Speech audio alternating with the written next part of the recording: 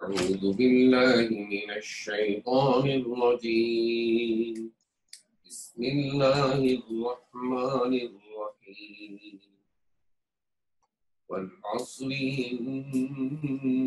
إن الإنسان لفي خسر إلا الذين آمنوا وعملوا الصالحات وتواصوا بالحق وتواصوا بالصبر صدق الله العظيم.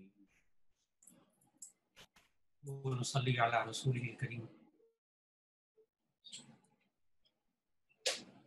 أما بعد فأعوذ بالله من الشيطان الرجيم. بسم الله الرحمن الرحيم.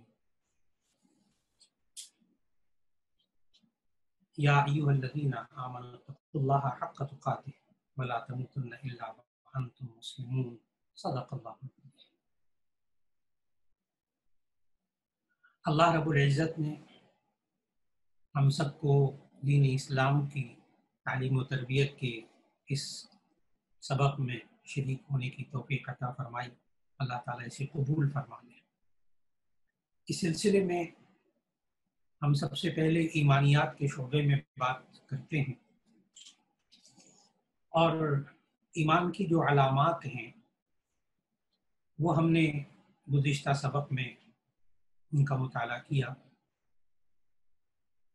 آج ہم یہ بات معلوم کرنا چاہیں گے کہ ایمان کا خلاصہ کیا ہے. آسان الفاظ میں ہم اگر ایمان کے بارے میں جانچنا چاہیں کہ اعلیٰ درجہ ہمیں ایمان کا پتہ چل گیا، اب ادنا درجہ ایمان کا کیا ہے. نبی صلی اللہ علیہ وسلم نے وہ ادنا درجہ بھی ہمیں بتایا. چنانچہ صحیح مسلم میں حضرت ابو سعید خدری رضی اللہ تعالیٰ عنہ سے روایت ہے کہ نبی صلی اللہ علیہ وسلم نے فرمایا: من رأى منکم منکرا فلیغیرہ بیدہ فإن لم يستطع فبلسانہ فإن لم يستطع فبقلبہ وذلك اضعف الایمان، او کما قال علیہ الصلوۃ والسلام. کہ نبی صلی اللہ علیہ وسلم نے فرمایا جو کوئی تم میں سے کوئی بری بات دیکھے فَلْيُغَيِّرْ بِيَدِهِ، تو اس کو اپنے ہاتھ سے بدلنے کی کوشش کرے، درست کرنے کی کوشش کرے، روکنے کی کوشش کرے. ہاتھ سے مراد یہاں محدثین نے طاقت بھی لی کہ اس کے پاس جو اختیارات ہیں اسے استعمال کر کے اس برائی کو روکنے کی کوشش کرے. اور دوسرا یہ فرمایا فَإِن لَمْ يَسْتَطِعْ فَبِلِسَانِهِ، اگر وہ اس کی طاقت نہ رکھتا ہو تو فَبِلِسَانِهِ، زبان سے اس کو روکنے کی کوشش کرے، اس کو بدلنے کی کوشش کرے.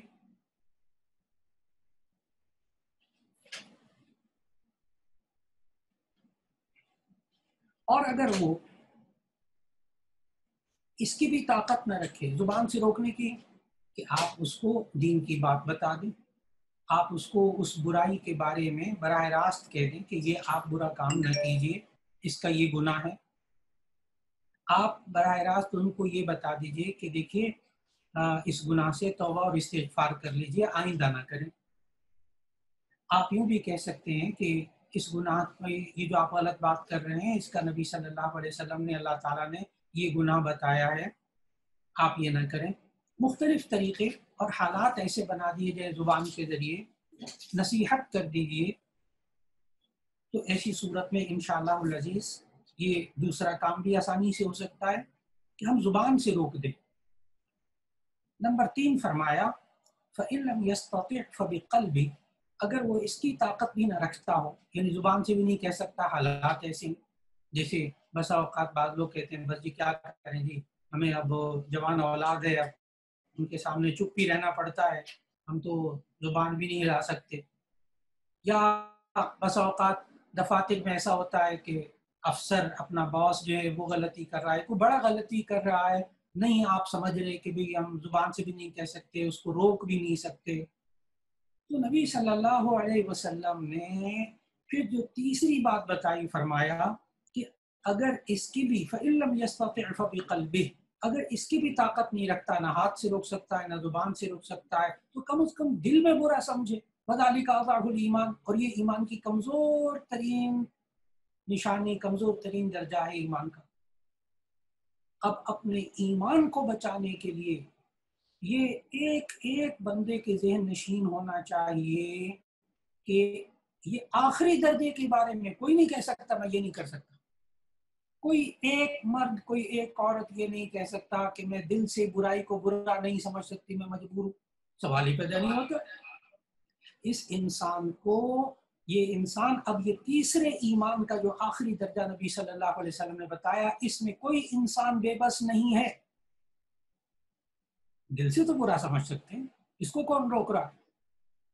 اور جب انسان دل سے کسی چیز کو برا سمجھ رہا ہو، گھر کے اندر ایک بات ہو رہی ہے، آپ دل سے برا سمجھ رہے ہیں کہ یہ گناہ کی بات ہے، آپ کا دوست کوئی کام کر رہا ہے، آپ دل سے سمجھ رہے ہیں کہ یہ برا کام ہے، انشاءاللہ آپ کی زبان پہ آ جائے گا، آپ اس کو روک بھی سکیں گے۔ لیکن اگر ہمارے گھر کا ماحول اور ہمارا معاشرہ اور ہمارے دفتروں کا اور ہمارے کاروبار کا ماحول ایسا ہو جائے کہ جو برائی کر رہا ہے اس کے برا ہونے کا بھی احساس دل میں نہیں ہے، تو پھر ایسی صورت میں ایمان کی فکر کرنی چاہیے۔ تو آج کے درس میں ہم نے اس بات کا مطالعہ کیا کہ ہمیں جب معاشرے میں برائی نظر آئے تو ہمیں کیا کرنا چاہیے۔ نمبر ایک، اپنے ہاتھ سے روکنا چاہیے، اپنے پاس جو اختیارات ہیں اس سے آپ روکیے۔ نمبر دو، اگر آپ یہ نہیں کر سکتے تو زبان سے ہم روک لیں، اور اگر ہم یہ نہیں کر سکتے تو کم از کم دل میں اس برائی کو برا تو سمجھیں، اور یہ ایمان کا ادنا درجہ ہے۔ اور یہ جو بندہ اپنے دل میں برائی کو برا سمجھتا ہو، سمجھے کہ میرا ایمان باقی ہے۔ یہ ایمانیات سے متعلق بات تھی۔ اور اب عبادات، دوسرا شعبہ عبادات کا، جس میں ہمیں اللہ تعالیٰ نے نماز پڑھنے کا حکم دیا، تو نماز سے متعلق جو ہدایات تھی کہ سب سے پہلے انسان پاکی حاصل کرے، طہارت حاصل کرے، اور پاکی حاصل کرنے کے لیے ہمیں جو طریقے نبی صلی اللہ علیہ وسلم نے سمجھائے، ان میں بنیادی طور پر دو طریقے پاکی حاصل کرنے کے، ایک ہے وضو اور ایک ہے غسل۔ یہاں میں تھوڑی سی بات واضح کرتا چلا جاؤں کہ یہ ذہن نشین رکھنا چاہیے کہ وضو کب کرنا ضروری ہوتا ہے اور غسل کب کرنا ضروری ہوتا ہے۔ اصل میں جو ناپاکی ہے اس کی دو قسمیں ہیں۔ یہاں سے بات پوری سمجھ میں آئے گی، پوری بات ذہن میں رکھیں گے تو پھر غسل اور وضو دونوں کے حقیقت تک آپ پہنچ جائیں گے کہ ناپاکی دو طرح کی ہے۔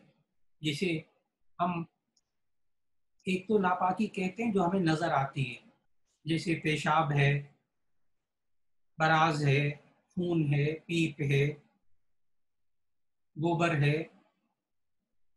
یہ نجاست جو ہمیں نظر آتی ہے اس کو نجاست کہتے ہیں، نجاست حقیقی۔ اور ایک ہوتی نجاست حکمی جو آپ کو نظر نہیں آتی، جیسے بے وضو ہونا، بے غسل ہونا، یہ نجاست حکمی کہلاتی ہے۔ اس کو کہتے ہیں حدث، حدث، ہا دال سا، حدث۔ اور حدث کی پھر دو قسمیں ہیں، یعنی نجاست حکمیہ کی دو قسمیں ہیں۔ ایک ہے حدث اصغر اور ایک ہے حدث اکبر۔ حدث اصغر کا معنی ہے بے وضو ہونا، اور حدث اصغر کا معنی ہے بے غسل ہونا۔ یہ اب ہمارے سامنے دو رخ آ گئے بات کے۔ ہمیں نماز پڑھتے ہوئے نجاست سے بھی پاک ہونا ہے، اس کا طریقہ استنجا کا پورا ہم نے پڑھ لیا، نجاست سے اپنے بدن کو پاک کرنا ہے، اور ایک حدث سے اپنے آپ کو پاک کرنا ہے۔ اور حدث سے پاک کرنے کے لیے ہمیں سمجھنا ہوگا کہ حدث کی دو قسمیں ہیں، ایک ہے حدث اصغر اور ایک ہے حدث اکبر۔ حدث اصغر یہ کہتے ہیں بے وضو ہونا، تو اب پہلے ایک بات سمجھ لیجئے کہ بے وضو انسان کب ہوتا ہے، کیسے ہوتا ہے، آسان آسان باتیں. اچھا اس بات کو اگر آپ ذہن میں رکھیں گے نا تو پھر آپ کو ایک اور بات بھی سمجھ میں آ جائے گی خود بخود کہ وضو ٹوٹتا کیسے ہے، کس کو کہتے ہیں نواقض وضو. وضو ٹوٹتا کیسے، وضو کو توڑنے والی چیزیں کون سی ہیں؟ نمبر 1 پیشاب کرنا، نمبر 2 پخانہ کرنا، نمبر 3 بدن کا ہوا بدن سے خارج ہو، نمبر 3 منہ بھر کے قے آنا، منہ بھر کے قے کرنا، نمبر 4 سہارا لگا کر سونا، ٹیک لگا کر سونا، نمبر 5 بدن کے کسی مقام سے خون یا پیپ وغیرہ کا نکل کر بہہ جانا.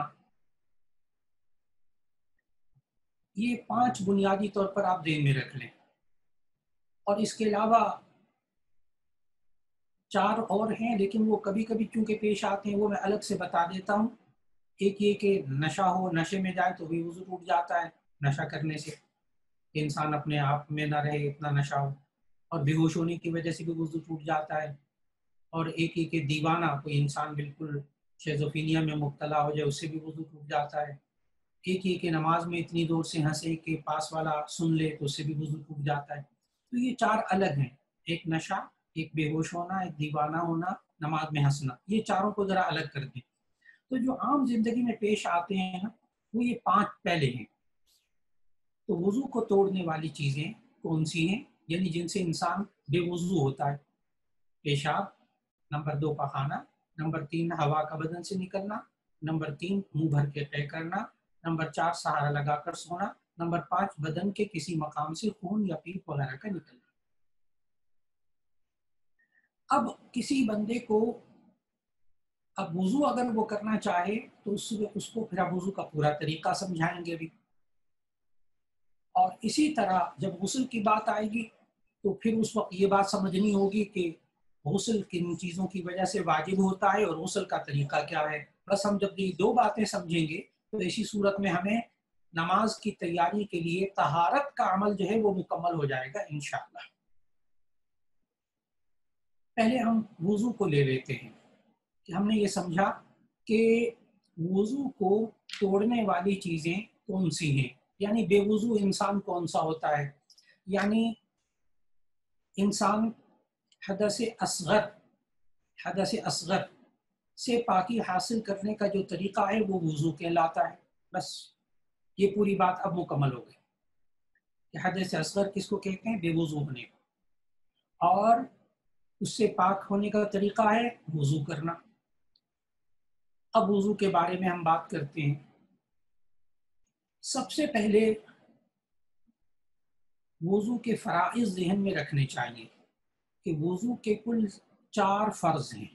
بس یہ بہت ضروری ہے جی، تاکہ اس کے بغیر ایک بھی چیز چھوٹ جائے گی نا تو وضو نہیں ہوگا. 4 چیزیں بس. اور یہ اللہ تعالیٰ نے ہمیں قرآن مجید میں سورہ مائدہ کی آیت نمبر 6 میں وضو کے 4 فرض اللہ تعالیٰ نے خود بتائے. یا ایھا الذین آمنوا اذا قمتم الی الصلاۃ فاغسلوا وجوہکم وایدیکم الی المرافق وامسحوا برؤوسکم وارجلکم الی الکعبین. اب میں ترجمہ کرنے لگا ہوں تو پھر اس کے بعد پھر میں الگ سے بھی 4 فرض انشاءاللہ بتاتا ہوں. تو وضو کے 4 فرض سورہ مائدہ کی آیت نمبر 6 میں ہیں. اے ایمان والو جب تم نماز کا ارادہ کرو فاغسلوا وجوہکم تو اپنے چہروں کو دھو،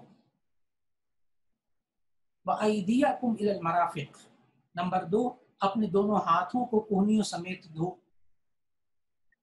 نمبر 3 وامسحوا برؤوسکم اپنے سروں پر مسح کرو، نمبر 4 وارجلکم الی الکعبین دونوں پاؤں کو ٹخنوں سمیت دھو لو. اب جناب وضو کے 4 فرض ہو گئے. بس یہ بار بار اس لیے اصرار کر رہا ہوں کہ آپ یاد رکھ لیجیے گا کہ وضو کرتے وقت 4 فرض پورے ہو گئے نا. باقی وضو کی اب ہم سنتیں پڑھیں گے انشاءاللہ آئندہ درس میں، وہ 13 سنتیں ہیں، وہ الگ بات ہوگی انشاءاللہ. لیکن ان سنتوں کو میں سے کوئی چھوٹ جائے گا تو آپ کا وضو ہو جائے گا، آپ نماز پڑھ سکیں گے۔ یہ وضو کے 4 فرض اس وقت بھی کام آتے ہیں جب آپ کے پاس پانی تھوڑا ہو۔ پانی تھوڑا ہے، تھوڑا تھوڑا پانی آ رہا ہے، آپ نے چاہا میں جلدی سے فرض پورے کر لوں تاکہ میں جماعت میں شامل ہو جاؤں، وضو کر کے نماز پڑھ لوں، وقت نہ نکل جائے۔ تو 4 فرض کیا ہوئے؟ نمبر 1 چہرے کا دھونا۔ یہ چہرہ، اس کی حد کیا ہے؟ چہرہ کس کو کہتے ہیں؟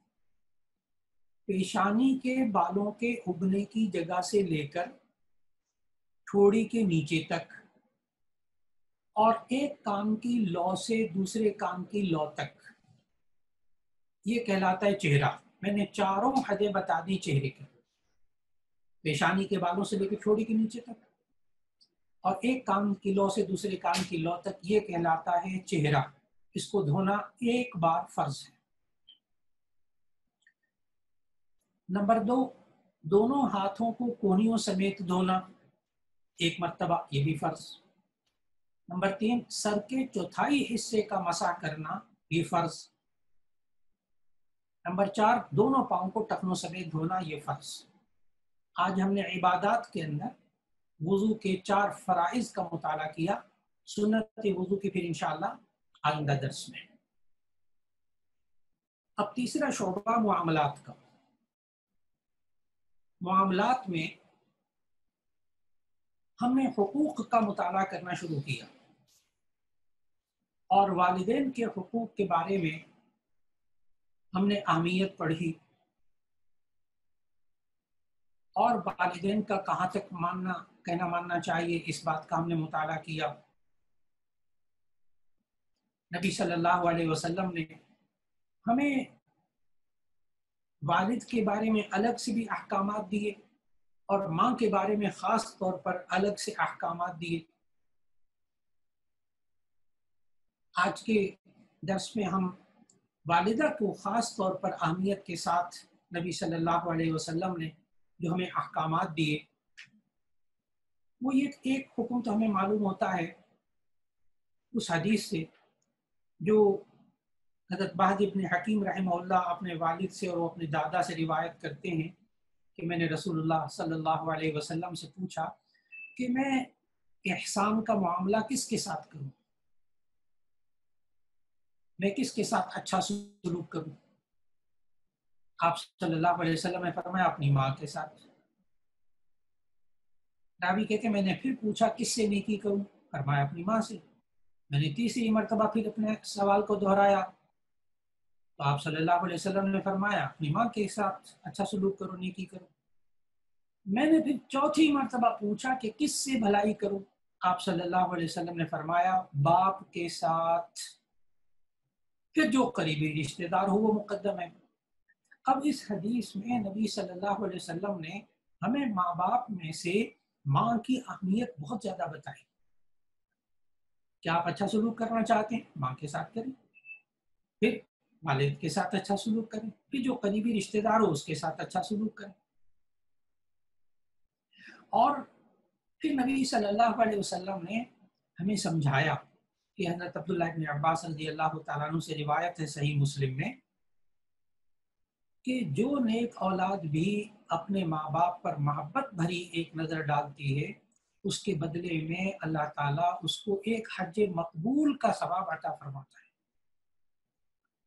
اس وقت وہاں راوی کہتے لوگوں نے پوچھا، صحابہ نے پوچھا اے اللہ کے رسول صلی اللہ علیہ وسلم اگر کوئی ایک دن میں 100 مرتبہ بھی نظر ڈالے تو یعنی 100 حج کا ثواب ملے گا؟ تو آپ صلی اللہ علیہ وسلم نے فرمایا کہ ہاں، اگر کوئی 100 بار ایسا کرے تب بھی اللہ تعالیٰ بہت بڑا ہے اور ہر عیب سے بالکل پاک ہے، یہ نبی صلی اللہ علیہ وسلم نے ارشاد فرمایا۔ پھر اس کے بعد ابن ماجہ میں اور سنن ابی داؤد میں ایک روایت ہے کہ ایک شخص رسول اللہ صلی اللہ علیہ وسلم کی خدمت میں حاضر ہوا اور عرض کیا یا رسول اللہ صلی اللہ علیہ وسلم میرے پاس مال ہے اور میرے باپ کو میرے مال کی ضرورت ہے۔ رسول اللہ صلی اللہ علیہ وسلم نے فرمایا تمہارا مال اور تم اپنے والدین کے لیے ہو، بے شک تمہاری اولاد تمہاری پاک کمائی ہے، اس لیے تم اپنی اولاد کی کمائی سے بلا تکلف کھاؤ۔ تو اس طرح نبی صلی اللہ علیہ وسلم نے جو مال ہے وہ یوں سمجھے انسان کے ہمارے باپ ہی کا مال ہے، ہمارے والد ہی کا مال ہے، یہ ماں باپ ہی کے لیے سب کچھ ہے جو اللہ نے دیا ہوا ہے۔ لیکن اگر انسان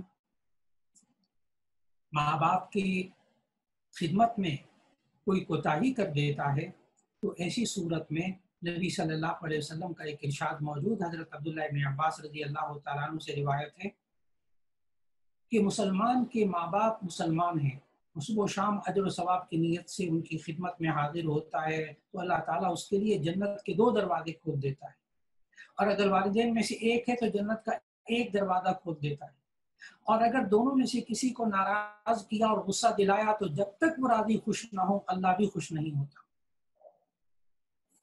اللہ رب العزت ہمیں ماں باپ کی قدر کرنے کی توفیق عطا فرمائے۔ لیکن اگر ماں باپ دنیا میں نہ رہیں تو پھر ایسی صورت میں ہمیں کیا کرنا چاہیے؟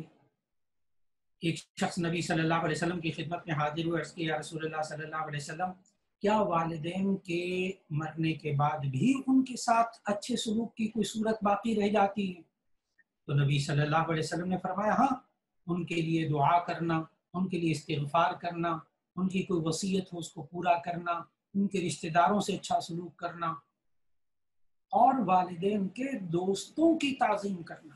یہ مشکات شریف میں سنن ابی داؤد کی روایت موجود ہے کہ ان کے دوستوں کی بھی تعظیم کرنا، یہ ماں باپ کے روانہ ہونے کے بعد دنیا سے، یہ ان کے لیے۔ پھر بخاری شریف کی ایک روایت الادب المفرد میں امام بخاری نے نقل کی کہ والدین کی خدمت کا یہ بھی بقیہ حصہ سمجھنا چاہیے کہ ان کے انتقال کے بعد ان کے ملنے والوں سے اچھا سلوک کیا جائے۔ اللہ رب العزت ہمیں ماں باپ کے ساتھ اپنے معاملات کو درست کرنے کی توفیق عطا فرمائے۔ اور اب چوتھا شعبہ معاشرت کا، جس میں ہم آداب مختلف زندگی کے اس کا مطالعہ کرتے ہوئے ہم سلام کے بارے میں مطالعہ کر رہے تھے کہ سلام کرنے کے کیا آداب ہوتے ہیں۔ تو نبی صلی اللہ علیہ وسلم نے جہاں ہمیں اہمیت کے ساتھ سلام کے بارے میں باتیں کچھ بتائی، وہ ہم نے گزشتہ درس میں بھی ان کا مطالعہ کیا، اور پھر نبی صلی اللہ علیہ وسلم نے ہمیں گھر کے آداب میں سے یہ بات سکھائی جو کہ مشکات شریف میں حدیث موجود بیہقی کے حوالے سے حضرت قتادہ رحمہ رضی اللہ تعالیٰ عنہ فرماتے ہیں کہ نبی صلی اللہ علیہ وسلم نے فرمایا جب تم گھر میں داخل ہو تو گھر والوں کو سلام کرو، اور جب تم گھر سے باہر جاؤ تو گھر والوں کو سلام کر کے رخصت حاصل کرو۔ خاص طور پر یہ آج کل بچوں اور بچیوں کی تربیت یہ بہت ضروری ہے۔ جب گھر سے روانہ ہوں تو چپ کر کے روانہ ہو گئے، وہ گھر میں پوچھتے رہتے ہیں ہاں جی وہ ہیں گھر میں کہ نہیں ہے، چلے گئے، وہ جی چلے گئے۔ تو گھر میں روانہ ہوتے وقت گھر سے سلام کر کے رخصت ہونا چاہیے، اور جب گھر میں داخل ہو تب سلام کرنا چاہیے۔ بچوں کو بھی اس کی عادت ڈالنی چاہیے۔ اور پھر اس کے بعد نبی صلی اللہ علیہ وسلم نے ہمیں یہاں تک سمجھایا کہ جو شخص اپنے مسلمان بھائی سے ملے تو اس کو سلام کرے، اگر درخت یا دیوار یا پتھر بھی بیچ میں اوٹ بن جائے پھر سامنے آئے تو سلام کریں۔ ریاض الصالحین میں زاد المعاد میں روایت موجود ہے۔ یعنی اگر تھوڑی دیر بعد، اب لوگ یہی کرتے ہیں، بس صبح ایک دفعہ سلام ہو گیا تو بس اب باقی دنوں میں سلام نہیں کرنا۔ یہ بھی ایک دفاتر میں بھی ایک عجیب سا معمول ہے۔ جی آپ آئے ہیں تو صبح صبح ایک دفعہ آئے السلام علیکم، پھر اس کے بعد آپ کسی کام سے چلے گئے، جب آپ کمرے میں داخل ہونے لگے ایسے اتنا کہتے ہیں السلام علیکم۔ یعنی جب بھی ملاقات ہو تو یہ انسان جو ہے وہ سلام کرے۔ اور پھر نبی صلی اللہ علیہ وسلم نے سلام کے جو آداب بتائے، اس میں اہم ترین ادب جو نبی صلی اللہ علیہ وسلم نے بتایا، جس سے آپس میں آج ہمارے معاشرے کے اندر جس میں سے کہ کمزوریاں بھی آ گئی ان آداب میں، کہ نبی صلی اللہ علیہ وسلم نے فرمایا کہ مسلمان سے ملے تو اسے سلام کرنا چاہیے۔ پھر فرمایا چلنے والا بیٹھے ہوئے کو سلام کرے، چلنے والا بیٹھے ہوئے کو سلام کرے، سوار شخص بیٹھے ہوئے کو سلام کرے، سوار شخص بیٹھے ہوئے کو سلام کرے۔ اب جو شخص گاڑی میں بیٹھا ہوتا ہے نا، وہ یہ چاہتا ہے جو یہ پیدل چل رہا ہے نا یہ مجھے سلام کرے۔ نبی صلی اللہ علیہ وسلم نے سمجھایا کہ نہیں، جو سواری میں ہے وہ بیٹھے ہوئے کو سلام کرے۔ پھر فرمایا کم تعداد والے بڑی تعداد والوں کو سلام کریں۔ پھر فرمایا کہ چھوٹا بڑے کو سلام کرے۔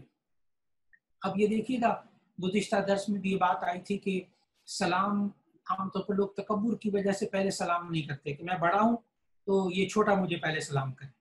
वो एक और चीज़ थी, वो थी कि अगर कोई ओहदे में बड़ा है, कोई मर्तबे में बड़ा है, कोई पैसे में, रुतबे में, तो उसको चाहिए कि वो तकब्बुर में मुब्तला ना हो और बड़ा होने के बावजूद पहले सलाम करे।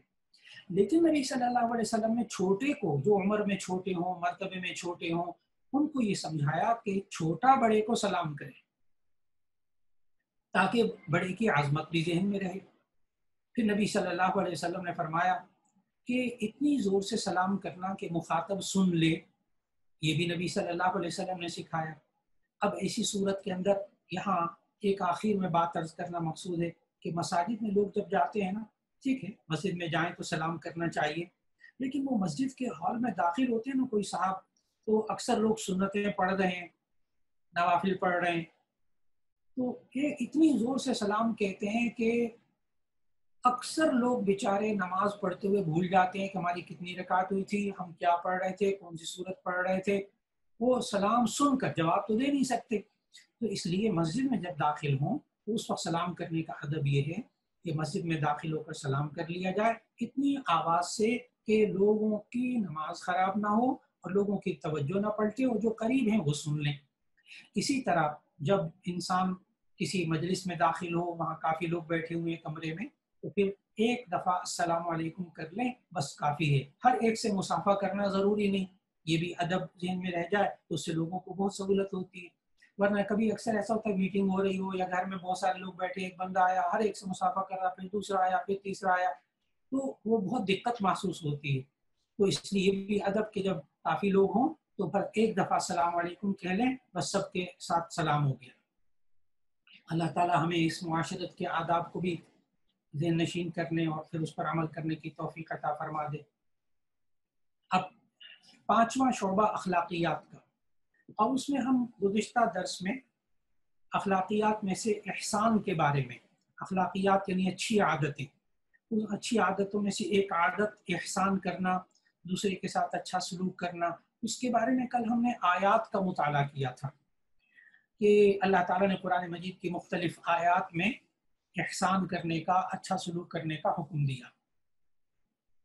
और नबी सल्लल्लाहु अलैहि वसल्लम ने अपने इरशादात में भी लोगों के साथ अच्छा सलूक करने का हुक्म दिया। एक तो वो मशहूर हदीस कि नबी सल्लल्लाहु अलैहि वसल्लम ने फरमाया, इरहमु मन फिल अर्द यरहमकुम मन फिस समा, तुम अहले ज़मीन पर रहम करो, अल्लाह तुम पर रहम करेगा। ये इंसान आज किसी के साथ अच्छा सलूक करे, ऐसी सूरत में अल्लाह इसके साथ अच्छा सलूक करेगा। और फिर उसके बाद नबी सल्लल्लाहु अलैहि वसल्लम ने फरमाया, बुखारी शरीफ की रिवायत है कि जिस शख्स को ये पसंद हो कि अल्लाह उसे क़यामत के दिन तकलीफ़ों से निजात दे, तो उसे चाहिए वो तंग दस्त को मोहलत दे और मकरूज़ को मुआफ़ कर दे। यानी क्या मतलब, आप से किसी ने पैसे लिए, आपने देखा कि ये तंग दस्त है, इस वक्त फ़िलहाल इसकी तंगी है, अभी नहीं दे सकता कर्ज, आपने उसको मोहलत दे दी और कहा ठीक है कोई बात नहीं, 1 महीने बाद, 6 महीने बाद दे देना। आपने मोहलत दी, एहसान किया, अच्छा सलूक। और मकरूज को जो शख्स मुआफ़ कर दे, यानी एक बंदा देखे कि ये मैंने इसको दिया तो था, अब ये वापस नहीं कर सकता, इस बेचारे के हालात अब है ही नहीं ऐसे और आइंदा भी कोई तवक्को नहीं, उसको मुआफ़ कर दिया, तो अल्लाह ताला क़यामत के दिन इस बंदे को तकलीफ़ों से निजात अता फरमा देगा।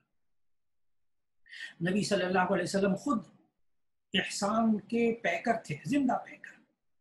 और ये यहाँ तक कि नबी सल्लल्लाहु अलैहि वसल्लम अपने दुश्मनों के साथ भी एहसान का सलूक करते थे। और मक्का वालों ने कितने कितने बड़े जुल्म ढाए नबी सल्लल्लाहु अलैहि वसल्लम पर, लेकिन जब नबी सल्लल्लाहु अलैहि वसल्लम को कुदरत हुई फतह मक्का के मौके पर बदला लेने की, तो नबी सल्लल्लाहु अलैहि वसल्लम ने उनको मुआफ़ कर दिया। नबी सल्लल्लाहु अलैहि वसल्लम के जानी दुश्मन जो थे, उनको भी नबी सल्लल्लाहु अलैहि वसल्लम ने फतह मक्का के मौके पर मुआफ़ कर दिया। अब हम जिंदगी के अंदर किस किस तरीके से एहसान कर सकते हैं, उसकी मुख्तलिफ सूरतें। एक सूरत तो ये है कि मुसीबत ज़दगान को मुसीबत से निजात दिलाना। صحیح مسلم کی حدیث کے نبی صلی اللہ علیہ وسلم نے ارشاد فرمایا جو کوئی کسی کی ایک مصیبت کو دور کرتا ہے اللہ تعالیٰ قیامت کے دن اس کی مصیبتوں میں سے بھی ایک مصیبت کو دور کر دے گا۔ اسی طرح محتاجوں کی مدد کرنا۔ تیسرا طریقہ برائی کا بدلہ اچھائی سے دینا۔ کوئی آپ کے ساتھ برا سلوک کرے آپ اس کے ساتھ اچھا سلوک کریں، یہ بھی نبی صلی اللہ علیہ وسلم نے سکھایا۔ چوتھا طریقہ احسان کا یہ ہے دوسروں کو حق سے زیادہ دینا، جس کا جو حق ہے وہ دے دیا، یہ تو کہلائے گا عدل، انصاف، اور اس کے حق سے بڑھ کر اس کو دینا یہ کہلاتا ہے احسان۔ اور پھر عفو درگزر، معاف کرنا، درگزر کر دینا، یہ بھی احسان ہے۔ اللہ تعالیٰ نے سورہ نحل کی آیت 126 میں فرمایا کہ اگر تم بدلہ لینا چاہو تو لے سکتے ہو، لیکن اگر تم معاف کر دو تو یہ بہتر ہے۔ اسی طرح احسان کوئی آپ کے ساتھ کرے، آپ اس کے جواب میں احسان کریں، اچھا سلوک کریں، یہ احسان کا بدلہ اتارنا یہ بھی احسان میں شامل ہے۔ لیکن یاد رکھیے گا کہ نبی صلی اللہ علیہ وسلم سے ایک دفعہ کسی صحابی نے پوچھا یا رسول اللہ صلی اللہ علیہ وسلم اگر ہمارے ساتھ کوئی برا سلوک کرے تو کیا ہم اس کے ساتھ برا سلوک کر سکتے ہیں؟ تو نبی صلی اللہ علیہ وسلم نے فرمایا لا تکونوا امعۃ، تم اماں مت ہو جاؤ، لوگوں کے دیکھا دیکھی کرنے والے، جیسا دوسرا کر رہا ہے ویسا میں کروں، ایسے نہ ہو جاؤ۔ پھر فرمایا اگر کوئی تمہارے ساتھ اچھا سلوک کرے تم بھی اس کے ساتھ اچھا سلوک کرو تو یہ ہے بدلہ اتارنا، اور اگر تمہارے ساتھ کوئی برا سلوک کرے تم اس کے ساتھ اچھا سلوک کرو تو یہ ہے احسان۔ اسی طرح انسان احسان کرنے کے بعد پھر اس کو جتلائے نہ، اس لیے کہ اللہ تعالیٰ نے سورۃ البقرہ کی آیت 262 میں ارشاد فرمایا یا ایھا الذین آمنوا لا تبطلوا صدقاتکم بالمن والأذی، اے ایمان والو تم اپنے صدقات کو اور تم اپنی عبادتوں کو احسان جتا کر ضائع مت کرو۔ کسی کے ساتھ اچھا سلوک کیا اب اس کو جتانا نہیں ہے، ورنہ وہ انسان کا کیا ہوا احسان جو ہے وہ اللہ کے ہاں ضائع ہو جائے گا۔ اللہ رب العزت ہم سب کو دین اسلام کی ان تمام باتوں پر عمل کرنے کی توفیق عطا فرمائے۔ وآخر دعوانا ان الحمد للہ رب العالمین۔